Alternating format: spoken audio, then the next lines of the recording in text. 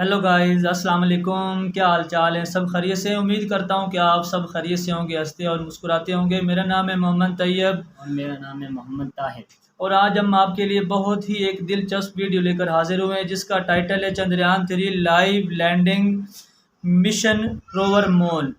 तो आज हम सबसे पहले तो ये वीडियो देखेंगे। अगर वीडियो आपको पसंद आए आपने लाइक और शेयर ज़रूर करना है और हमारे चैनल को सब्सक्राइब कर दें कि हमारी हर आने वाली वीडियो आप तक आसानी से पहुंच सके, और कमेंट में अपनी राय का इजहार ज़रूर देना है। तो चलो आइए वीडियो करते हैं स्टार्ट।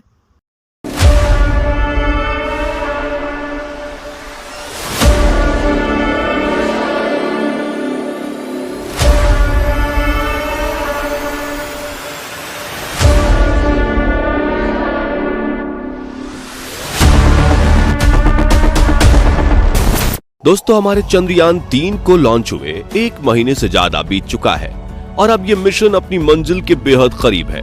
जैसे जैसे ये चांद के नजदीक पहुंच रहा है, हमारी उत्सुकता और बेचैनी बढ़ती जा रही है।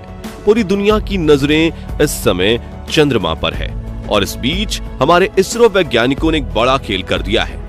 एक ऐसा कारनामा जिसने हमारे इस अंतरिक्ष यान को चांद के बिल्कुल करीब पहुंचा दिया है।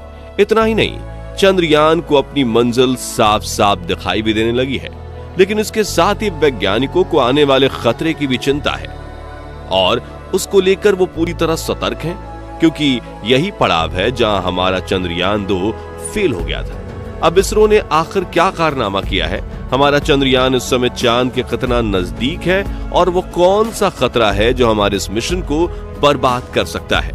ये सब कुछ आज हम आपको बताने वाले हैं, इसलिए वीडियो को अंत तक जरूर देखिएगा।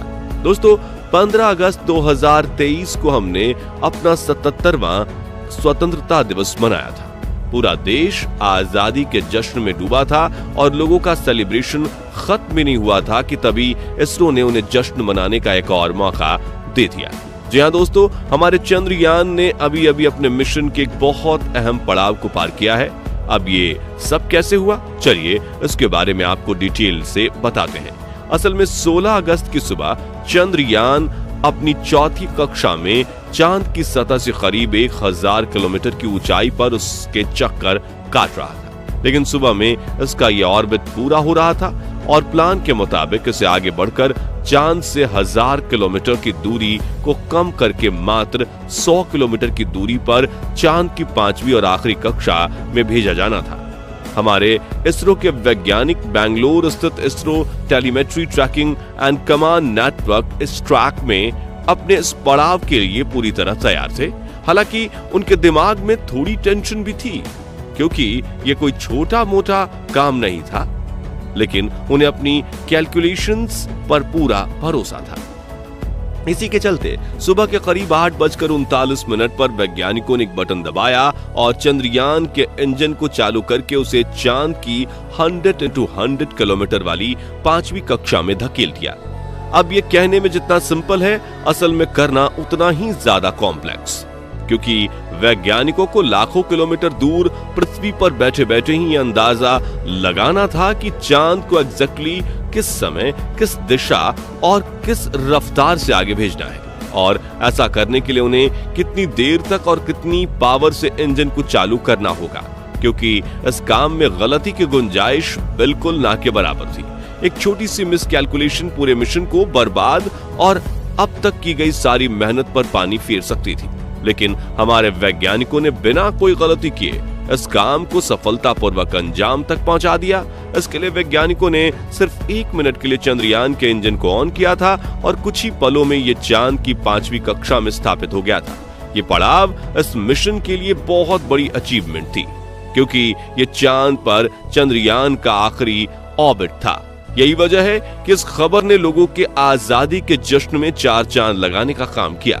लेकिन कहानी सिर्फ यहीं खत्म नहीं होती है, बल्कि इसके बाद चंद्रयान ने सिर्फ 24 घंटे के अंदर ही एक और ऐसा कारनामा कर डाला कि अब चांद बस 2 कदम दूर नजर आ रहा है। दरअसल 100x100 की कक्षा में एंटर करने के बाद इसरो के वैज्ञानिकों ने प्रपल्शन मॉड्यूल और विक्रम लैंडर को एक दूसरे से अलग कर दिया है।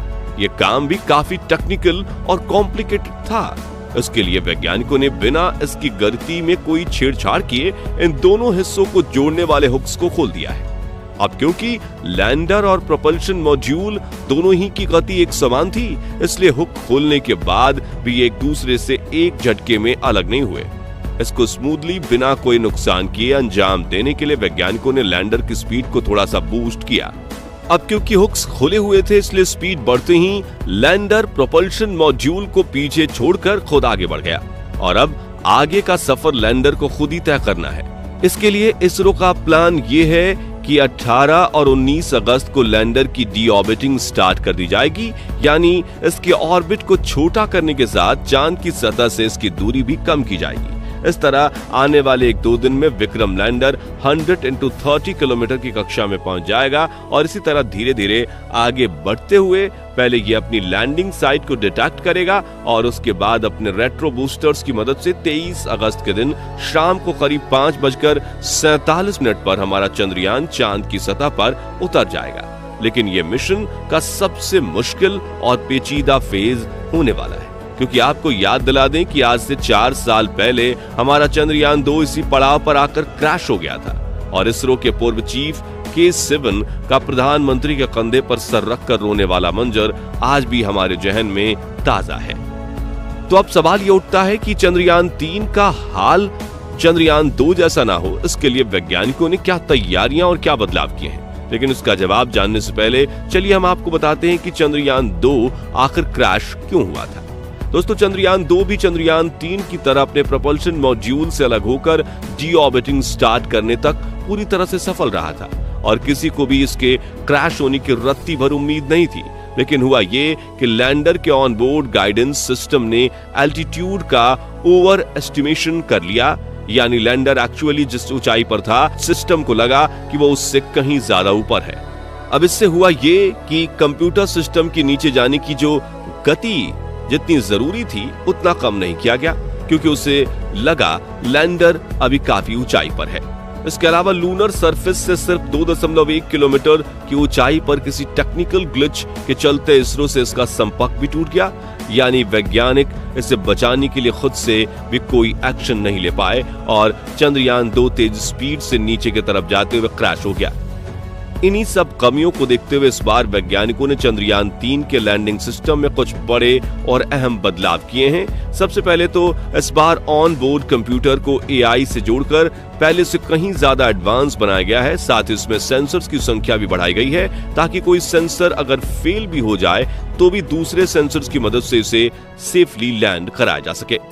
इसके अलावा इस बार लैंडर में लेजर डॉपलर वेलोसिटी मीटर यानी LDV और लैंडर हॉरिजॉन्टल वेलोसिटी कैमरा यानी कि LHVC, ये 2 बेहद अहम एडवांस उपकरण लगाए गए हैं। इसमें LDV का काम चांद की सतह पर लेजर से यह पता लगाना है कि लैंडिंग साइट पर कोई बड़ा गड्ढा या पत्थर तो मौजूद नहीं है। इसके अलावा LHVC का काम नीचे उतरते समय जमीन की लाइव तस्वीरें लेकर कंप्यूटर सिस्टम को भेजना है ताकि वो सही जगह का चुनाव कर सके। चंद्रयान का विक्रम लैंडर अपने साथ प्रज्ञान रोवर को ले जा रहा है। ये एक 6 टायर और 27 किलो वजन वाला बेहद एडवांस रोवर है और इसकी मदद से ही चंद्रयान 3 अपनी रिसर्च और शोध के काम को अंजाम देगा। चंद्रयान 3 के लैंडर को कितना एडवांस बनाया गया है, इसका अंदाजा आप इसी से लगा सकते हैं कि अगर इसके सारे सिस्टम भी फेल हो जाएं तब भी ये सॉफ्ट लैंडिंग करने में सफल होगा, क्योंकि अभी कुछ दिन पहले इसरो के चीफ S सोमनाथ ने एक इवेंट के दौरान ये कहा था। ये सारी चीजें और सब बातें समझने के बाद हमें इस बात का पूरा यकीन है कि 23 अगस्त के दिन शाम को करीब 5:45 बजे हमारा चंद्रयान 3 चांद के दक्षिणी ध्रुव इलाके में जरूर लैंड करेगा और हमारे भारत का झंडा सिर्फ देश विदेश ही नहीं बल्कि चांद पर भी लहराता रहेगा। वैसे आपको क्या लगता है, हमारा चंद्रयान 3 इस बार कामयाब होगा या नहीं? अपना जवाब कमेंट के माध्यम से जरूर शेयर कीजिएगा।